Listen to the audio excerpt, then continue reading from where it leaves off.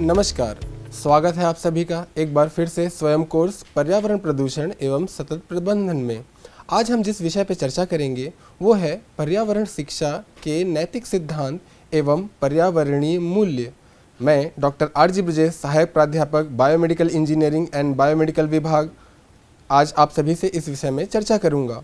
आज जिन टॉपिक्स पे हम चर्चा करेंगे वो कुछ इस प्रकार से हैं। हम देखेंगे परिचय, पर्यावरण शिक्षा का उद्देश्य, नैतिक सिद्धांत, पर्यावरण शिक्षा के लाभ और अंत में निष्कर्ष से।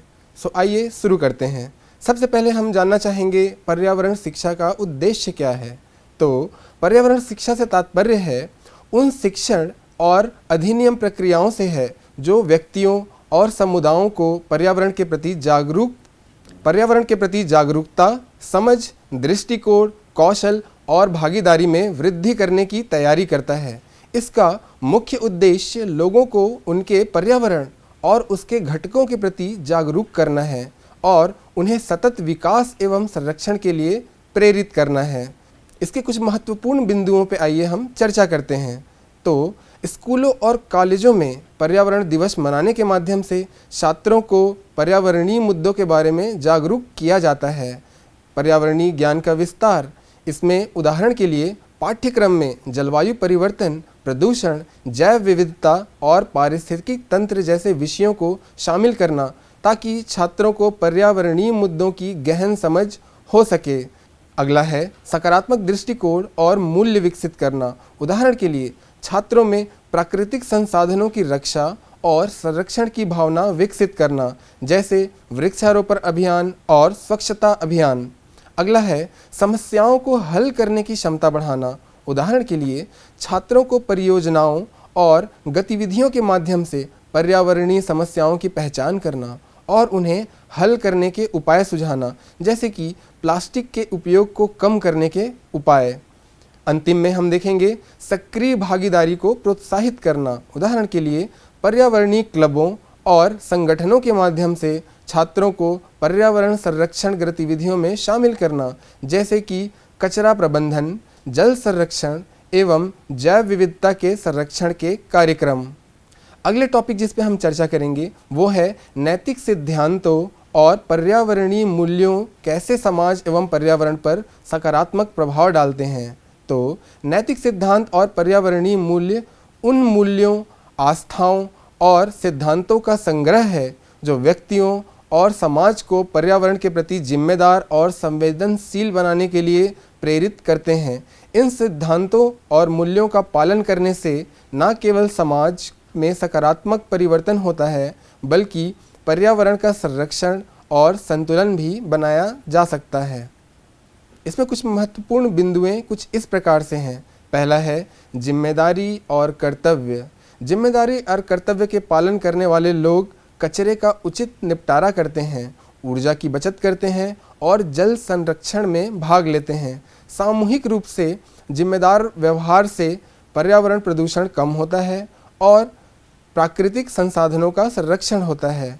इसी क्रम में अगला है सम्मान एवं संवेदनशीलता। वन्य जीवों एवं प्राकृतिक स्थलों के प्रति सम्मान का भाव रखने वाले लोग शिकार, वन कटाई और प्रदूषण जैसी गतिविधियों से बचते हैं। जैव विविधताओं की रक्षा होती है और पारिस्थितिकी तंत्र को बनाए रखने में मदद मिलती है। अगला है सतत एवं दीर्घकालीन सोच। उदाहरण के लिए सतत कृषि और उद्योगों के माध्यम से दीर्घकालिक सोच अपनाने वाले लोग पर्यावरणीय संतुलन को ध्यान में रखते हुए काम करते हैं। सतत प्रथाओं से प्राकृतिक संसाधनों का संरक्षण होता है और भविष्य की पीढ़ी के लिए पर्यावरण सुरक्षित रहता है। फिर है सहयोग एवं सहभागिता। पर्यावरणीय मुद्दों के समाधान के लिए सामुदायिक संगठनों और सरकारी योजनाओं में भागीदारी करना। सामूहिक प्रयासों से बड़े पैमाने पर पर्यावरणीय समस्याओं का समाधान संभव होता है। शिक्षा एवं जागरूकता। पर्यावरणीय शिक्षा और जागरूकता कार्यक्रम में भाग लेकर दूसरों को शिक्षित करते रहने से नैतिक मूल्यों को बढ़ावा मिलता है। अधिक से अधिक लोग पर्यावरण संरक्षण की दिशा में सक्रिय होते हैं और समाज में जागरूकता फैलती है। इसके कुछ व्यवहारिक उदाहरण भी हैं, जैसे कि स्वच्छ भारत अभियान। यह अभियान भारत सरकार द्वारा चलाया जाता है जिसमें नैतिक सिद्धांतों और पर्यावरणीय मूल्यों के माध्यम से स्वच्छता एवं सफाई को बढ़ावा दिया जाता है। इसके कुछ सकारात्मक पहलुओं पर भी हम चर्चा करते हैं। इस अभियान ने लोगों को स्वच्छता के प्रति जागरूकता बढ़ाई है और शहरों एवं गांवों की सफाई में सुधार हुआ है। अगला अभियान है वृक्षारोपण अभियान। विभिन्न संगठनों और व्यक्तियों द्वारा चलाए गए वृक्षारोपण अभियानों में लोगों ने बढ़ चढ़कर हिस्सा लिया है। इसके सकारात्मक पहलू हैं, इन अभियानों से हरित आवरण बढ़ा है, जैव विविधता को संरक्षण मिला है एवं वायुमंडल CO2 का स्तर कम हुआ है। अगला है स्थानीय उत्पादों का उपयोग। स्थानीय उत्पादों का उपयोग करके और स्थानीय किसानों का समर्थन करके नैतिकता और पर्यावरणीय मूल्यों को बढ़ावा देना। इसके सकारात्मक पहलू कुछ इस प्रकार हैं। इन अभियानों से हरित आवरण बढ़ा है, जैव विविधता को संरक्षण मिला है एवं वायुमंडलीय CO2 का स्तर कम हुआ है। इसी क्रम में अगला टॉपिक पे हम ध्यान देंगे, वो है पर्यावरण शिक्षा के नैतिक सिद्धांत। पर्यावरण शिक्षा के नैतिक सिद्धांत उन मूल्यों और सिद्धांतों का संग्रह है जो व्यक्तियों और समुदायों को पर्यावरण के प्रति जिम्मेदार और संवेदनशील बनाने में सहायता करते हैं। ये सिद्धांत पर्यावरणीय स्थिरता और संरक्षण के महत्व को समझाने और बढ़ावा देने में महत्वपूर्ण भूमिका निभाते हैं। अब अगले में हम कुछ महत्वपूर्ण नैतिक सिद्धांतों का विवरण कुछ डिटेल में डिस्कस करेंगे। इसी क्रम में सबसे पहला है जिम्मेदारी, जिसे आप रिस्पॉन्सिबिलिटी भी कहते हैं। प्रत्येक व्यक्ति और समुदायों का यह कर्तव्य है कि वो पर्यावरण के संरक्षण और संरक्षण के लिए जिम्मेदार हों। जिम्मेदारी का मतलब है हम अपने कार्यों और निर्णयों से पर्यावरण पर पड़ने वाले प्रभावों को समझें और उन्हें कम करने के लिए सक्रिय कदम उठाएं। यह सिद्धांत हमें प्रेरित करता है कि हम न केवल अपनी भलाई के लिए बल्कि भविष्य की पीढ़ियों के लिए भी एक स्वस्थ एवं संतुलित पर्यावरण की रक्षा करें। अगला है ऊर्जा के बचत के उपायों को अपनाना। ऊर्जा के बचत करने के लिए विभिन्न उपाय अपनाना, जैसे ऊर्जा कुशल बल्बों और उपकरणों का उपयोग, अनावश्यक बिजली उपकरणों को बंद रखना और नवीनीकरण ऊर्जा स्रोतों का उपयोग बढ़ाना। LED का उपयोग करने से ऊर्जा की खपत कम होती है और बिजली बिल में भी बचत होती है। इसके अलावा सौर ऊर्जा पैनलों का उपयोग करके हम अपने घर की बिजली की ज़रूरतों को पूरा कर सकते हैं। कचरा प्रबंधन में भाग लेना। कचरे को सही ढंग से अलग करना और उसका पुनर्चक्रण करना। जैविक एवं अजैविक कचरे को अलग अलग डिब्बों में डालना और पुनः उपयोग योग्य वस्तुओं का उपयोग बढ़ाना। कागज, प्लास्टिक और धातु के कचरे का पुनर्चक्रण के लिए अलग अलग रखना और जैविक कचरे को खाद बनाने के लिए उपयोग करना। स्कूल एवं सामुदायिक स्तर पर सफाई अभियान चलाना और कचरा प्रबंधन के महत्व में जागरूकता फैलाना। इसी क्रम में अगली रिस्पॉन्सिबिलिटी है जल संरक्षण के लिए प्रयास करना। पानी की बचत के उपाय को अपनाना, जल स्रोतों के सतत उपयोग करना और जल की बर्बादी को रोकने के लिए जागरूकता फैलाना। उदाहरण के लिए नहाते समय पानी का कम उपयोग करना, रिसाव वाली नलियों को तुरंत ठीक कराना और वर्षा जल संचयन प्रणाली स्थापित करना। सामुदायिक स्तर पर जल संरक्षण अभियानों में भाग लेना एवं दूसरों को भी प्रोत्साहित करना। अगली रिस्पॉन्सिबिलिटी है पर्यावरणीय गतिविधियों में भागीदारी। पर्यावरणीय संरक्षण के लिए विभिन्न गतिविधियों और अभियानों में सक्रिय रूप से भाग लेना। वृक्षारोपण अभियान, स्वच्छता अभियान एवं पर्यावरणीय शिक्षा के कार्यक्रमों में भाग लेना। स्थानीय संगठनों और पर्यावरणीय समूहों के साथ मिलकर काम करना और सामुदायिक स्तर पर जागरूकता फैलाना। इसी क्रम में अगली रिस्पॉन्सिबिलिटी पे हम डिस्कस करते हैं, जो है स्थानीय उत्पादों और सेवाओं का समर्थन। स्थानीय उत्पादों और सेवाओं का उपयोग करके कार्बन फुटप्रिंट को कम करना और स्थानीय अर्थव्यवस्था को मजबूत करना। उदाहरण के लिए स्थानीय किसानों से खाद्य उत्पाद खरीदना, स्थानीय व्यापारियों से सामान खरीदना और स्थानीय सेवाओं का उपयोग करना। इससे परिवहन से उत्पन्न प्रदूषण कम होता है और स्थानीय समुदायों को आर्थिक समर्थन मिलता है। अगले हम बात करेंगे सम्मान या रिस्पेक्ट के ऊपर। सभी जीवित प्राणियों और प्राकृतिक संसाधनों के प्रति सम्मान और आदर का भाव रखना। पर्यावरणीय नैतिकता का महत्वपूर्ण हिस्सा है। इसका मतलब है कि हम अपने आसपास सभी जीवों, पेड़ पौधों और जल निकायों एवं भूमि के प्रति सम्मानजनक व्यवहार करें और उनकी सुरक्षा और संरक्षण के लिए प्रयासरत रहें। सम्मान का सिद्धांत हमें सिखाता है कि हम केवल अपने लाभ के लिए प्रकृति का दोहन ना करें, बल्कि उसके साथ संतुलन बनाए रखें। इसके अंतर्गत कुछ महत्वपूर्ण बिंदुएं कुछ इस प्रकार हैं। पहला है वन्य जीवों का शिकार ना करना। वन्य जीवों का अवैध शिकार को रोकना और उन्हें प्राकृतिक आवास में सुरक्षित रहने देना, सरकार द्वारा संरक्षित वनों की स्थापना और वन्यजीवी संरक्षण कानूनों का सख्ती से पालन करना, समुदायों में जागरूकता को फैलाना कि वन्य जीवन का शिकार ना करें और उनके संरक्षण में परस्पर योगदान दें। इसी कड़ी में अगला पॉइंट है पेड़ पौधों की रक्षा करना। पेड़ पौधों को काटने से बचाना और उनके संरक्षण के लिए प्रयास करना, वृक्षारोपण अभियान चलाना, पेड़ों की कटाई को रोकने के लिए कानून का समर्थन करना और हरित क्षेत्रों को संरक्षित करना, स्कूलों और समुदायों में वृक्षारोपण कार्यक्रम का आयोजन और उसकी देखभाल के लिए जिम्मेदारी पूर्वक साथ देना। इसी क्रम में अगली कड़ी है जल निकायों को दूषित ना करना। जल निकायों में कचरा, रसायन और अधिक हानिकारक पदार्थों के डालने से बचना और उन्हें साफ रखना। नदी, झील और तालाबों में कचरा डालने से रोकने के लिए स्वच्छता अभियान चलाना और औद्योगिक कचरे को जल निकायों में जाने से रोकने के लिए सख्त कानून का पालन करना। जल निकायों की सफाई के लिए सामुदायिक प्रयासों को सामूहिक रूप से प्रोत्साहित करना। इसी कड़ी में अगला है प्राकृतिक संसाधनों का सतत उपयोग। प्राकृतिक संसाधनों का उपयोग संतुलित और सतत तरीके से करना ताकि उनके भविष्य के लिए सुरक्षित हो सके। पानी, मिट्टी और खनिज का उपयोग करते समय उनकी बर्बादी से बचना, पुनर्चक्रण और पुनः उपयोगों को बढ़ावा देना। उदाहरण के लिए कृषि में जल संरक्षण तकनीकों का उपयोग और खनिज के उत्खनन के बाद पुनर्वास कार्यक्रमों का संचालन। अगला बिंदु जिस पे हम चर्चा करेंगे वह है सततता। इसी को आप कह सकते हैं सस्टेनेबिलिटी। सततता का अर्थ है प्राकृतिक संसाधनों का इस तरीके से उपयोग करना कि वर्तमान और भविष्य की पीढ़ियों के लिए वह उपलब्ध रहे।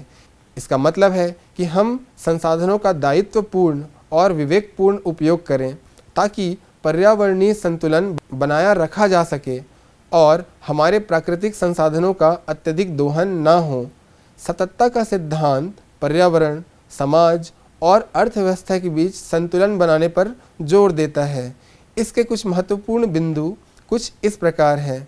पुनर्चक्रण और पुनः उपयोग, इसी को हम कह सकते हैं रिसाइकलिंग एंड रीयूज को बढ़ावा देना। कचरे को कम करने और संसाधनों के पुनर्चक्रण एवं पुनः उपयोग को बढ़ावा देना। प्लास्टिक, कागज और धातु एवं ग्लास जैसी सामग्रियों का पुनर्चक्रण करना। पुराने कपड़ों, फर्नीचर और इलेक्ट्रिक उपकरणों को पुनः उपयोग करना या फिर दान कर देना। अगला है जैविक खेती करना। कृषि में रासायनिक उर्वरकों एवं कीटनाशकों के उपयोग को कम करके जैविक तरीकों को अपनाना। जैविक खाद और प्राकृतिक कीटनाशकों का उपयोग करके फसलों की खेती करना। फसल चक्रण, इसी को कहते हैं क्रॉप रोटेशन और मिश्रित खेती या फिर मिक्स्ड क्रॉपिंग जैसी तकनीकों का उपयोग करना जिससे कि मिट्टी की उर्वरक क्षमता बनी रहे। अगला बिंदु है ऊर्जा के नवीनीकरण स्रोतों का उपयोग करना। ऊर्जा के स्रोतों को पूरा करने के लिए सौर, पवन, जल और बायोमास जैसी नवीनीकरण ऊर्जा स्रोतों का उपयोग करना। घर और उद्योगों में सोलर पैनल्स का उपयोग करके बिजली उत्पन्न करना। पवन ऊर्जा के लिए पवन चक्कियों का निर्माण और जल विद्युत परियोजनाओं का विकास करना। इसी कड़ी में अगला बिंदु है जल संरक्षण। जल संसाधनों का सतत उपयोग करें और जल संरक्षण करें। वर्षा जल संचयन, इसी को आप कह सकते हैं रेन वाटर हार्वेस्टिंग और जल पुनर्चक्रण वाटर रिसाइकलिंग प्रणालियों का उपयोग करना, सूक्ष्म सिंचाई या फिर ड्रिप इरिगेशन और स्प्रिंकलर सिस्टम का उपयोग करके पानी का बचत करना। अगला है हरित भवन, इसी को आप कह सकते हैं ग्रीन बिल्डिंग्स का निर्माण करना, ऊर्जा और संसाधनों का प्रभावी उपयोग करने वाले पर्यावरण अनुकूल भवन का निर्माण करना। हरित भवनों में सोलर पैनल, जल पुनर्चक्रण प्रणाली और ऊर्जा कुशल उपयोगों का उपयोग करना। भवनों में प्राकृतिक प्रकाश और वेंटिलेशन का प्रावधान रखना। अगला बिंदु है स्थानीय उत्पादों और सेवाओं का समर्थन। स्थानीय उत्पादों और सेवाओं का उपयोग करने से कार्बन फुटप्रिंट को कम करना और स्थानीय अर्थव्यवस्था को बढ़ावा देना। स्थानीय किसानों से खाद्य उत्पाद खरीदना, स्थानीय व्यापारियों से सामान खरीदना और स्थानीय सेवाओं का उपयोग करना। इससे परिवहन से उत्पन्न प्रदूषण जरूर कम होगा और स्थानीय समुदायों को आर्थिक समर्थन मिलता रहेगा। अगला बिंदु जिस पे हम चर्चा करेंगे वो है सहयोग, इसे आप कह सकते हैं कोऑपरेशन। सहयोग का सिद्धांत हमें सिखाता है कि पर्यावरण समस्याओं के समाधान के लिए स्थानीय, राष्ट्रीय और वैश्विक स्तर पर मिलकर काम करना। अकेले कार्य करने से पर्यावरणीय चुनौतियों का सामना करना मुश्किल हो जाता है, लेकिन जब हम सामूहिक रूप से कार्य करते हैं तब हमें बड़ी और स्थायी प्रगति प्राप्त कर सकते हैं। सहयोग न केवल विभिन्न समुदायों और संगठनों को एकजुट करता है, बल्कि संसाधनों और ज्ञान का साझा उपयोग भी सुनिश्चित करता है। इसके अंतर्गत कुछ मुख्य बिंदुएं कुछ इस प्रकार हैं। पहला है सामुदायिक स्वच्छता अभियानों में हिस्सा लेना। इसे हम पूर्व में भी डिस्कस कर चुके हैं, तो इसके अंतर्गत हम कुछ इस प्रकार से बात करेंगे कि स्थानीय स्तर पर स्वच्छता अभियानों में भाग लेकर हम अपने आसपास के पर्यावरण को स्वच्छ एवं हरा भरा बना सकते हैं। अगला बिंदु है पर्यावरणीय संगठनों का समर्थन करना। पर्यावरण संरक्षण के लिए काम करने वाले संगठनों एवं समूहों का समर्थन और सहयोग करना। WWF, world wild life fund, green peas एवं अन्य स्थानीय पर्यावरणीय समूहों के साथ मिलकर काम करना। इन संगठनों के अभियान एवं कार्यक्रमों में सक्रिय रूप से भाग लेना और उन्हें आर्थिक सहायता प्रदान करना। अगला बिंदु है वैश्विक पर्यावरणीय समझौतों का पालन करना। अंतर्राष्ट्रीय स्तर पर स्थापित पर्यावरणीय समझौतों एवं संधियों का पालन और समर्थन करना। उदाहरण के लिए पेरिस समझौते, क्योटो प्रोटोकॉल एवं मॉन्ट्रियल प्रोटोकॉल जैसे अंतर्राष्ट्रीय समझौतों का पालन करना। अपने देश की नीतियों और कार्यक्रमों में इन समझौतों को अनुरूप बनाना एवं उनके क्रियान्वयन में योगदान देना। अगला बिंदु है शैक्षणिक एवं प्रशिक्षित कार्यक्रमों का आयोजन करना। पर्यावरणीय समस्याओं और उनके समाधान के बारे में जागरूकता बढ़ाने के लिए शैक्षणिक एवं प्रशिक्षित कार्यक्रमों का आयोजन करना। उदाहरण के लिए स्कूलों, कॉलेजों और समुदायों में पर्यावरणीय शिक्षा कार्यक्रम को आयोजित करना। पर्यावरणीय मुद्दों पर कार्यशालाएं एवं सेमिनार को आयोजित करना और उसमें भाग लेना। अगला बिंदु है सरकार और उद्योगों के साथ साझेदारी करना। सरकार और उद्योगों के साथ मिलकर पर्यावरणीय नीतियों और कार्यक्रमों को लागू करना। उदाहरण के लिए सार्वजनिक निजी भागीदारी PPP मॉडल के माध्यम से पर्यावरणीय परियोजनाओं को बढ़ावा देना, उद्योगों के साथ मिलकर सतत प्रथाओं को अपनाना और पर्यावरणीय मानकों का पालन सुरक्षित करना। अगला बिंदु है स्थानीय और अंतर्राष्ट्रीय समुदायों के बीच नेटवर्किंग। पर्यावरण संरक्षण के लिए विभिन्न समुदायों और देशों के साथ नेटवर्क बनाना और मिलकर काम करना। उदाहरण के लिए पर्यावरणीय सम्मेलनों और मंच में भाग लेना, विभिन्न देशों के संगठनों के साथ साझेदारी करना और वैश्विक पर्यावरणीय मुद्दों पर एकजुट होकर कार्य करना। अगला बिंदु जिसमें हम गहन अध्ययन करेंगे वो है सहभागिता। इसे आप कह सकते हैं पार्टिसिपेशन। सहभागिता का सिद्धांत हमें सिखाता है कि पर्यावरणीय संरक्षण गतिविधियों में सक्रिय रूप से भाग लेना आवश्यक है। जब लोग व्यक्तिगत और सामूहिक रूप से पर्यावरणीय अभियानों और कार्यक्रम में भाग लेते हैं तो पर्यावरण के प्रति अपनी जिम्मेदारियों को समझते हैं और उसे संरक्षित करने के लिए ठोस कदम उठाते हैं। सहभागिता का मतलब है कि हम न केवल पर्यावरणीय मुद्दों के बारे में जागरूक हों, बल्कि उनके समाधान में भी सक्रिय भूमिका निभा सकें। इसके अंतर्गत कुछ महत्वपूर्ण बिंदुएं कुछ इस प्रकार से है। पहला है वृक्षारोपण अभियान, ट्री प्लांटेशन कैंपेन। पेड़ लगाने और उनके देखभाल करने के अभियानों में भाग लेना। उदाहरण के लिए स्कूलों, कॉलेजों और समुदायों में वृक्षारोपण कार्यक्रम का आयोजन और उसमें सक्रिय रूप से भाग लेना। अपने कार्यस्थल और सार्वजनिक स्थलों पर पेड़ लगाना और उनकी नियमित देखभाल करना। अगला बिंदु है स्वच्छता अभियान, क्लीनलीनेस कैंपेन। अपने आसपास के क्षेत्रों की सफाई और स्वच्छता बनाए रखने के लिए अभियानों में भाग लेना। स्वच्छ अभियान जैसे सरकारी और गैर सरकारी स्वच्छ अभियानों में भाग लेना। मोहल्ले, स्कूल और कार्यस्थलों पर सफाई अभियान चलाना और प्लास्टिक कचरे को कम करने का प्रयास करना। अगला बिंदु है पर्यावरणीय शिक्षा कार्यक्रम, एनवायरमेंटल एजुकेशन प्रोग्राम्स। पर्यावरणीय मुद्दों के प्रति जागरूकता बढ़ाने और शिक्षा कार्यक्रमों में भाग लेना। स्कूलों और कॉलेजों में पर्यावरणीय शिक्षा कार्यशालाएं को आयोजित करना और उनमें भाग लेना। पर्यावरणीय मुद्दों पर सेमिनार, वर्कशॉप एवं चर्चा में भाग लेना और ज्ञान को साझा करना। अगला बिंदु है अपशिष्ट प्रबंधन, मतलब वेस्ट मैनेजमेंट। कचरे को उचित रूप से प्रबंधन और पुनर्चक्रण गतिविधियों में भाग लेना। उदाहरण के लिए घर पर कचरे को अलग अलग करना, जो कि हम पूर्व में भी डिस्कस कर चुके हैं। अगला बिंदु है जल संरक्षण। इसमें भी हम विस्तृत रूप से अध्ययन कर चुके हैं। तो अगला बिंदु है पर्यावरणीय संरक्षण अभियानों में नेतृत्व करना। पर्यावरणीय अभियानों में नेतृत्व करना और दूसरों को प्रेरित करना। उदाहरण के लिए अपने समुदाय या संगठन में पर्यावरणीय अभियान का आयोजन करना और नेतृत्व करना, जैसे कि पर्यावरण के लिए प्लास्टिक मुक्त अभियान, कार्बन फुटप्रिंट को कम करने की अभियान इत्यादि को संचालित करना। अगला सिद्धांत जिस पे हम चर्चा करेंगे वो है ईमानदारी। इसे आप कह सकते हैं इंटीग्रिटी। ईमानदारी का सिद्धांत हमें ये सिखाता है कि पर्यावरणीय समस्याओं के प्रति एक ईमानदार दृष्टिकोण रखना और सच को स्वीकार करना अत्यंत महत्वपूर्ण है। इसका मतलब है कि हम पर्यावरणीय चुनौतियों और उनके प्रभावों को स्पष्ट रूप से समझें और बिना किसी झूठ या भटकाव के उनके समाधान के लिए सही और सार्थक कदम उठाएं।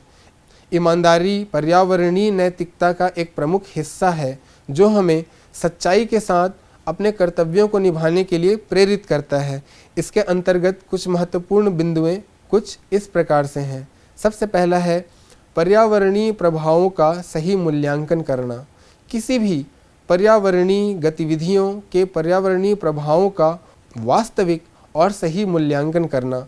उदाहरण के लिए किसी निर्माण परियोजना के शुरू होने से पहले पर्यावरण प्रभाव का आकलन, इसे आप कह सकते हैं एनवायरमेंटल इम्पैक्ट असेसमेंट, इसका करना और इसके संभावित नकारात्मक प्रभावों को कम करने के लिए उपाय सुझाना। उदाहरण के लिए एक नए हाईवे के निर्माण से पहले यह सुनिश्चित करना कि इसके निर्माण से वन्य जीवों के आवास प्रभावित ना हों या फिर इनके लिए वैकल्पिक मार्ग या पुल बनाए जा सकें। अगला है पारदर्शिता बनाए रखना। पर्यावरणीय मुद्दों और उनके समाधान के प्रयासों के बारे में पारदर्शिता रखना। उदाहरण के लिए सरकार और कंपनियों द्वारा पर्यावरणीय रिपोर्ट्स और डेटा को सार्वजनिक करना ताकि आम जनता को सही जानकारी मिल सके। उदाहरण के लिए वायु गुणवत्ता सूचकांक, जिसे आप कहते हैं एयर क्वालिटी इंडेक्स, को नियमित रूप से अपडेट करना और लोगों को इसकी जानकारी देना। अगला बिंदु है सच्चाई को स्वीकार करना। पर्यावरणीय समस्याओं के वास्तविक कारणों और उनके प्रभावों को स्वीकार करना, भले ही वो अप्रिय हों। उदाहरण के लिए जलवायु परिवर्तन के वास्तविकता और मानवीय कारणों को स्वीकार करना और इसके समाधान के लिए नीति का निर्माण करना। उदाहरण के लिए कार्बन उत्सर्जन को कम करने के लिए सख्त नीतियों को बनाना और उनका सख्ती से पालन करना। अगला बिंदु है ईमानदारी से संसाधनों का उपयोग।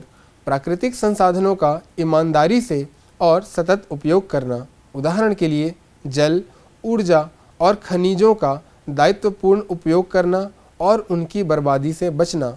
उदाहरण के लिए जल संरक्षण के उपायों को अपनाना, ऊर्जा के नवीनीकरण स्रोत का उपयोग को बढ़ाना। अगला बिंदु है सामाजिक जिम्मेदारी को निभाना। समाज और पर्यावरण के प्रति अपनी जिम्मेदारियों को ईमानदारी से निभाना। उदाहरण के लिए कंपनियों द्वारा पर्यावरणीय मानकों का पालन करना और सामाजिक जिम्मेदारी को निभाना।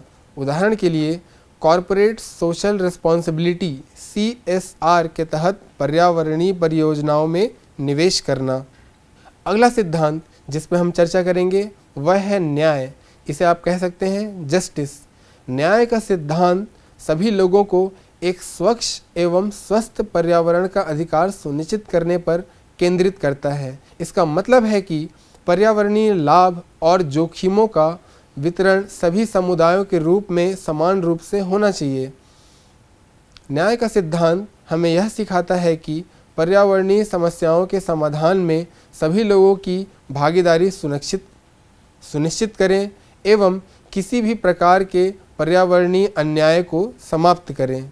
इसके अंतर्गत कुछ महत्वपूर्ण बिंदुएं कुछ इस प्रकार हैं। पर्यावरण को फैलाने वाले गतिविधियों के खिलाफ कार्यवाही करना। प्रदूषण फैलाने वाले गतिविधियों को रोकने के लिए सख्त कार्यवाही करना और प्रदूषण नियंत्रण के उपायों को अपनाना। उदाहरण के लिए औद्योगिक क्षेत्रों में प्रदूषण निगरानी प्रणाली को स्थापित करना और प्रदूषण फैलाने वाले फैक्ट्रियों पर जुर्माना लगाना। उदाहरण के लिए किसी भी रासायनिक कारखानों द्वारा नदी में जहरीला कचरा डालने की स्थिति में उस पर कानूनी कार्यवाही करना और उसमें सुधारात्मक कदम उठाने के लिए बाध्य करना। अगला बिंदु है पर्यावरणीय नीति निर्माण में समुदायों को शामिल करना। पर्यावरणीय नीतियों और योजनाओं के निर्माण में सभी समुदायों की सहभागी को सुनिश्चित करना। उदाहरण के लिए ग्रामीण और शहरी दोनों क्षेत्रों के लोगों को पर्यावरणीय नीतियों के निर्माण में शामिल करना और उनकी राय और सुझावों को ध्यान में रखना। उदाहरण के लिए किसी भी नए उद्योग की स्थापना से पहले स्थानीय समुदायों से परामर्श करना और उनकी चिंताओं को संबोधित करना। अगला पॉइंट है वंचित एवं हाशिए पर स्थित समुदायों की सुरक्षा। वंचित एवं हाशिए पर स्थित समुदायों को पर्यावरणीय खतरों से बचाना और उन्हें स्वच्छ एवं स्वस्थ वातावरण को प्रदान करना। उदाहरण के लिए शहरी, स्लम और ग्रामीण क्षेत्रों में स्वच्छता और स्वास्थ्य सेवाओं का विस्तार करना। प्रदूषण से प्रभावित क्षेत्रों में स्वास्थ्य जांच एवं उपचार की व्यवस्था प्रदान करना। अगला बिंदु है समान संसाधन वितरण। प्राकृतिक संसाधनों का समान एवं न्याय संगत वितरण सुरक्षित करना ताकि सभी लोगों को उनका लाभ मिल सके। उदाहरण के लिए पानी, ऊर्जा और भूमि के उपयोगों में समानता सुनिश्चित करना। ग्रामीण क्षेत्रों में भी बिजली एवं जल आपूर्ति सुरक्षित करना ताकि शहरी और ग्रामीण दोनों क्षेत्रों को समान रूप से सुविधाएं मिल सके। अगला बिंदु है पर्यावरणीय शिक्षा और जागरूकता। सभी समुदायों में पर्यावरणीय शिक्षा और जागरूकता फैलाएं ताकि लोग अपने अधिकारों एवं कर्तव्यों को समझ सकें। उदाहरण के लिए स्कूलों और समुदायों में पर्यावरणीय शिक्षा कार्यक्रमों को आयोजित करना। वंचित समुदायों में विशेष जागरूकता अभियान चलाना। उदाहरण के लिए पर्यावरणीय स्वास्थ्य जोखिमों के बारे में जागरूकता फैलाना और उनके बारे में बचाव के उपायों को सिखाना। अगला बिंदु है जलवायु न्याय। जलवायु परिवर्तन से प्रभावित कमजोर समुदायों की सुरक्षा और उनके अधिकारों की रक्षा करना। उदाहरण के लिए छोटे द्वीपों, देशों और विकसित देशों को जलवायु परिवर्तन के प्रभावों से निपटाने के लिए सहायता प्रदान करना। जलवायु परिवर्तन से प्रभावित क्षेत्रों में किसानों और मछुआरों को सहायता एवं समर्थन प्रदान करना। अगला बिंदु जिस पे हम गहन अध्ययन करेंगे वह है ज्ञान एवं जागरूकता। इसे आप कह सकते हैं नॉलेज एंड अवेयरनेस। ज्ञान और जागरूकता का सिद्धांत पर्यावरणीय मुद्दों के प्रति लोगों को सूचित और जागरूक करने पर केंद्रित है। इसका मतलब है कि पर्यावरणीय समस्याओं और उनके कारणों एवं उनके संभावित समाधानों के बारे में ज्ञान फैलाएं और लोगों को पर्यावरणीय संरक्षण के माध्यम से प्रेरित करें। पर्यावरणीय शिक्षा और जागरूकता को लोगों को अपने दैनिक जीवन में पर्यावरणीय रूप से जिम्मेदार व्यवहार अपनाने के लिए प्रेरित करती है। इसमें कुछ बिंदुएं इस प्रकार से हैं।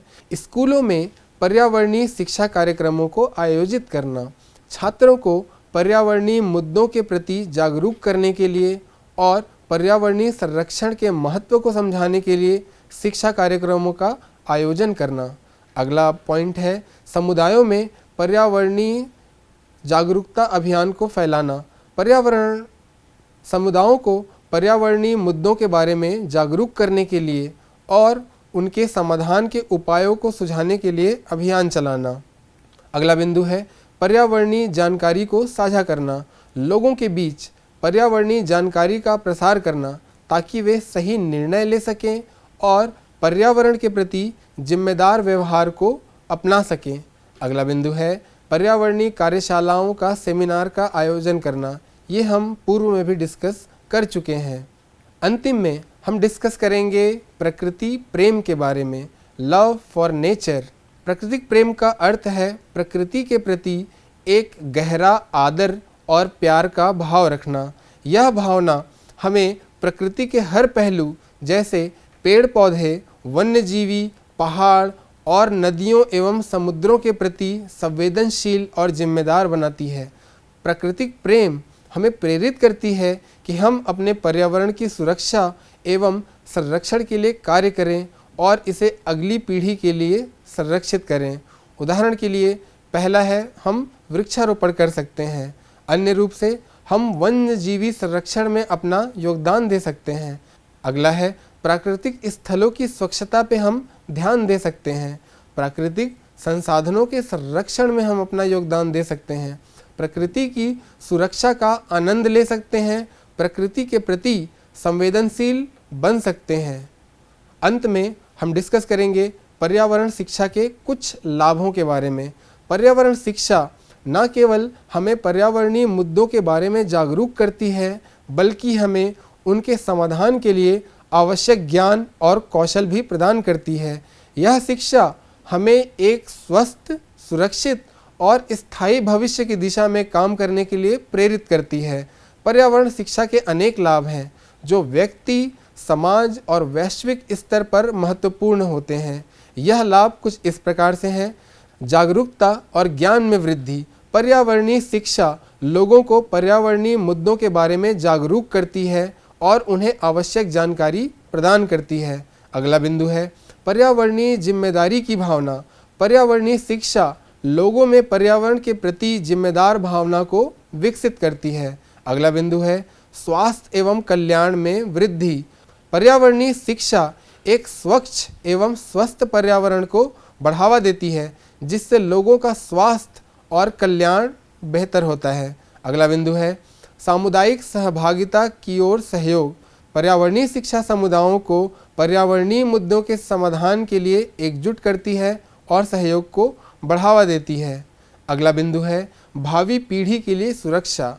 पर्यावरणीय शिक्षा भविष्य की पीढ़ियों के लिए एक सुरक्षित और स्वस्थ पर्यावरण सुनिश्चित करने में मदद करती है। उदाहरण के लिए बच्चों और युवाओं में पर्यावरणीय जागरूकता को बढ़ाना और उसमें सतत प्रयासों के लिए प्रेरित करना, दीर्घकालिक परिवर्तन प्रणालियों और योजनाओं का विकास एवं कार्यान्वयन करना। इस अध्याय के माध्यम से निम्नलिखित बिंदु पे हमने विस्तृत चर्चा की। सबसे पहले हमने देखा इसका परिचय, पर्यावरणीय शिक्षा का उद्देश्य क्या है, नैतिक सिद्धांतों के बारे में हमने चर्चा की जिनमें जिम्मेदारी, सम्मान, सततता, सहयोग, सहभागिता, ईमानदारी, न्याय, ज्ञान और जागरूकता के बारे में, और अंत में हमने प्राकृतिक प्रेम के बारे में डिस्कस किया। लास्ट में हमने पर्यावरण शिक्षा के लाभ पे चर्चा की। उम्मीद है आप सभी को इस लेक्चर से काफ़ी कुछ ज्ञान की प्राप्ति हुई होगी। इसी के साथ धन्यवाद।